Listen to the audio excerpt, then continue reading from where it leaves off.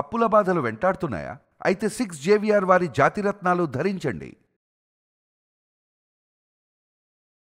Welcome back to మనం TV. నేను మీ పవన్ బెస్వాడ. కేంద్ర ప్రభుత్వం సంచలన నిర్ణయం తీసుకుంది.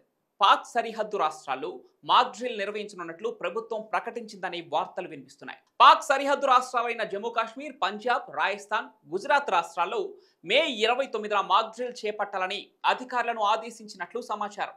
మాక్ డ్రిల్ జరిగే సమయంలో ప్రజలు అప్రమత్తంగా ఉండాలని సూచించినట్లు పలు జాతీయ మీడియా కథనాలు వెలుగులోకి వచ్చాయి. అయితే ఈ మాక్ డ్రిల్ పై కేంద్రం అధికారిక ప్రకటన ఇవ్వాల్సి ఉంది.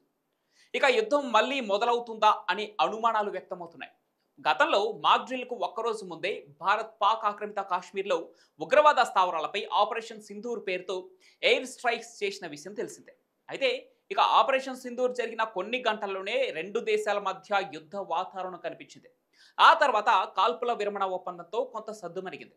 ఇప్పుడు మళ్లీ మాక్ డ్రిల్ జరగబోతూ ఉండటంతో మళ్లీ యుద్ధం జరగబోతుందా అంటూ సోషల్ మీడియాలో చర్చ మొదలైంది.